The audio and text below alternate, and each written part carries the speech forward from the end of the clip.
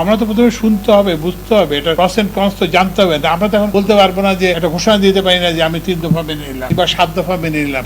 একটা দাবি গ্রহণ করলে একদল খুশি হবে, আরেকটা দাবি গ্রহণ করলে আরেক দল খুশি হবে। তো আমাদের তো একটা বিবেচনা আনতে হবে যে আমরা এটা নিরপেক্ষতার সঙ্গে কোনো কারো পক্ষপাতিত্ব না করে আমরা এই সমস্যার একটা ন্যায্য সমাধান বুঝতে চেষ্টা করবো। ইস্যু আছে, সেই ইস্যুগুলো নিয়ে করার জন্য একটা সরকার একটা 8 সদস্যের কমিটি করছে। ওই 8 সদস্যের কমিটির মধ্যে আজকে আমরা 6 জন ছিলাম।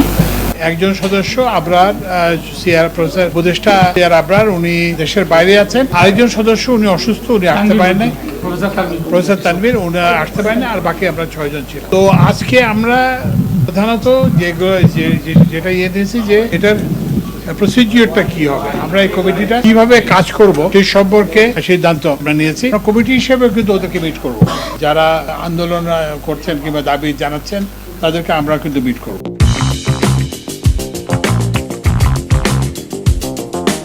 দ্বিতীয় আমরা একটা গ্রুপকে মিট করব, সেটা হচ্ছে যে 3টা গ্রুপকে মিট করব।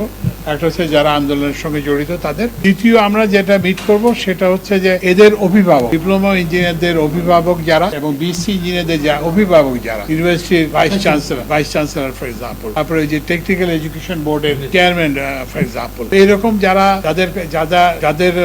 যাদের কথা ওনারা শোনেন তাদের সঙ্গে আমরা মিট করব। আরেকটা হচ্ছে যে প্র্যাকটিক্যাল লেভেলে কি হচ্ছে, কেন এই সমস্যাটা হচ্ছে, এটাকে বোঝার জন্য আমরা ইঞ্জিনিয়ারিং ক্ষেত্রে যারা রিক্রুটমেন্ট করেন, সবচেয়ে বেশি এমপ্লয় করেন, যেমন পিডব্লিউডি, তারপরে হচ্ছে যে এলজিইডি, পাওয়ার ডেভেলপমেন্ট বোর্ড, এদের সংস্থাপতিদের সঙ্গে আমরা বলবো।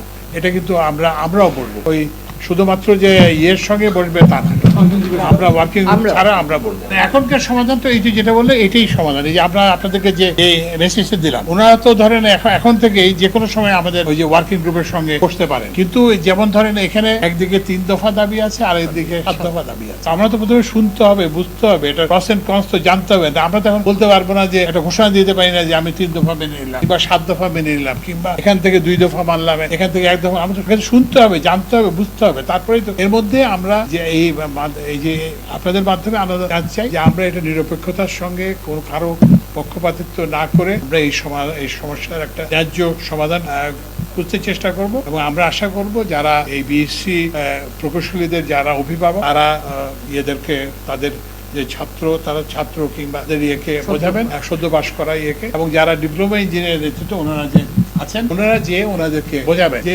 এখন তো আন্দোলন করছেন, তো এটা হয়ে গেছে। আপনারা তো এই যে সরকার তো এটাকে সিরিয়াসলি দিচ্ছে, 4 জন উপদেষ্টাকে দিয়ে এবং ওনার সেক্টর নেতৃত্ব দিয়ে আমরা তো দেখছি। তো এখন তো আন্দোলন করে কোনো লাভ না। আবার ওনারা মানেননি, এ কথা ঠিক না। আবার ওনারা মেনেছেন, কারণ ওনারা তো শাহবাগে ছিলেন, শাহবাগ থেকে ওনারা ইয়েতে গেছেন। তো ওই জন্য আমরা তাদেরকে ধন্যবাদ জানাই